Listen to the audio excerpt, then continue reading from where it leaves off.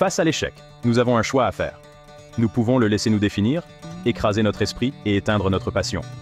Ou bien, nous pouvons choisir de nous élever au-dessus, d'apprendre de nos erreurs et d'en ressortir plus forts et plus sages. Le pouvoir ne réside pas dans le fait d'éviter l'échec, mais dans la façon dont nous choisissons d'y répondre.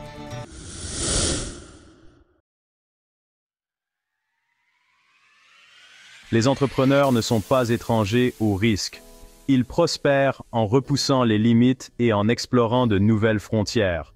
Dans cette quête d'innovation et de progrès, l'échec n'est pas une option, c'est une garantie.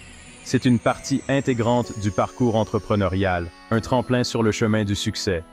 De nombreux entrepreneurs en herbe considèrent l'échec comme une impasse, un signe d'abandon et de repli.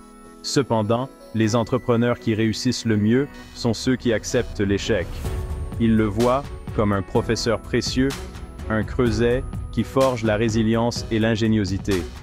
Chaque faux pas, chaque revers, offre une leçon à tirer, une chance d'affiner son approche et d'en ressortir plus fort. Le parcours entrepreneurial est rarement linéaire. C'est un chemin sinueux, parsemé de détours et d'obstacles inattendus.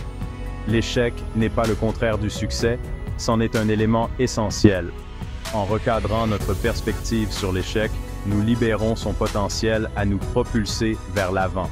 Nous apprenons à ne pas le considérer comme une défaite, mais comme une étape nécessaire à la réalisation de nos objectifs.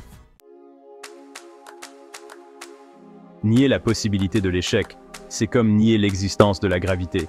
C'est un exercice futile, un gaspillage d'énergie précieuse. L'esprit d'entreprise est alimenté par l'optimisme et la croyance en sa vision. Cependant, cet optimisme doit être tempéré par une bonne dose de réalisme. Pour vraiment réussir, les entrepreneurs doivent reconnaître le caractère inévitable des revers et les accepter comme faisant partie du processus. La lutte contre l'échec découle souvent de la peur du jugement ou du besoin de maintenir une façade parfaite. Cette résistance à l'échec peut nous paralyser et nous empêcher de prendre les risques nécessaires à la croissance. Lorsque nous nions la possibilité de l'échec, nous limitons notre capacité à apprendre de nos erreurs et à nous adapter à l'évolution des circonstances. Au lieu de considérer l'échec comme un ennemi à éviter, nous devrions le voir comme un élément naturel du paysage entrepreneurial. Tout comme un sculpteur cisèle un bloc de pierre pour en révéler le chef-d'œuvre, les entrepreneurs façonnent leurs entreprises par essais et erreurs. C'est par ces processus itératifs d'expérimentation et de perfectionnement que l'innovation s'épanouit. Face à l'échec, nous avons un choix à faire.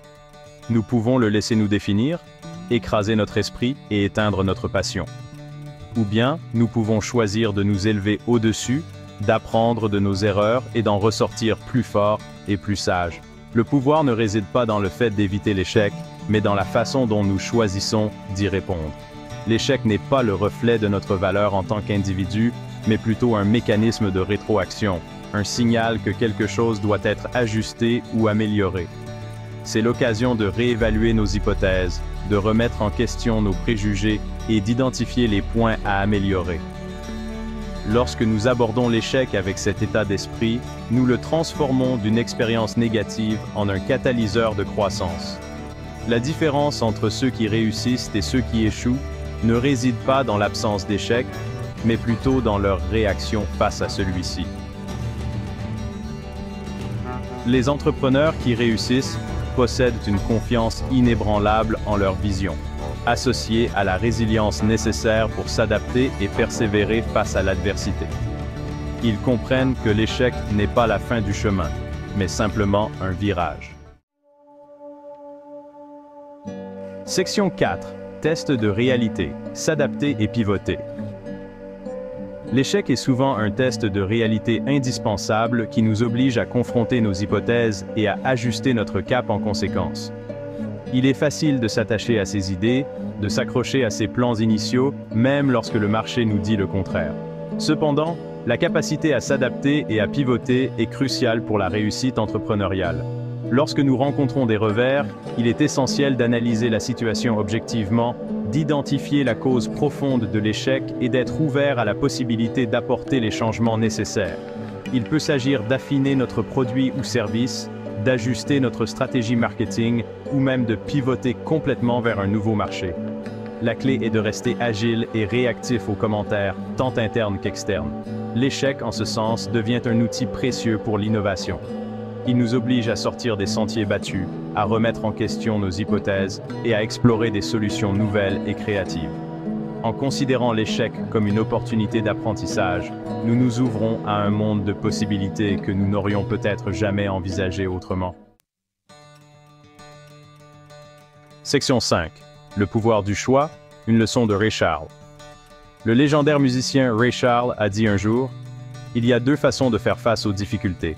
Soit vous modifiez les difficultés, soit vous vous modifiez vous-même pour y faire face. » Cette déclaration profonde résume parfaitement l'esprit d'entreprise. Nous ne pouvons pas toujours contrôler les défis auxquels nous sommes confrontés, mais nous pouvons toujours choisir la façon dont nous y réagissons.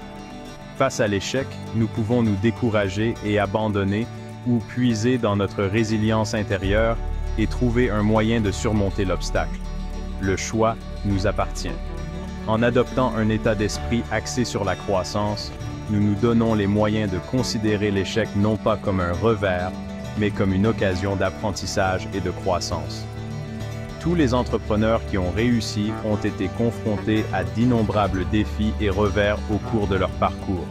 Ce qui les distingue, c'est leur croyance inébranlable en leur vision et leur capacité à s'adapter et à persévérer. Ils ont compris que l'échec n'est pas le contraire du succès, mais un tremplin sur le chemin de la réussite. Section 6. Le vrai succès. Se relever plus fort de la défaite. Le vrai succès ne consiste pas à éviter l'échec, mais à savoir comment naviguer entre les défis et les revers inévitables qui se présentent à nous. Il s'agit d'apprendre de nos erreurs, d'adapter notre approche et d'en ressortir plus fort et plus sage. La véritable victoire ne réside souvent pas dans l'absence de défaite, mais dans notre capacité à nous en relever. Le parcours entrepreneurial n'est pas fait pour les âmes sensibles.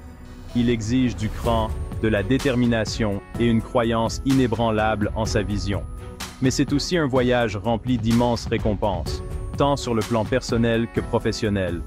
En considérant l'échec comme une partie intégrante du processus, nous libérons notre plein potentiel et ouvrons la voie à un succès durable. N'oubliez pas que les plus grands entrepreneurs ne sont pas ceux qui n'ont jamais échoué, mais ceux qui ont appris à échouer en avançant. Ce sont ceux qui ont accepté leurs revers, en ont tiré de précieuses leçons et ont utilisé ces expériences pour alimenter leur succès futur. Alors, acceptez la chute, apprenez de vos erreurs et relevez-vous plus fort que jamais.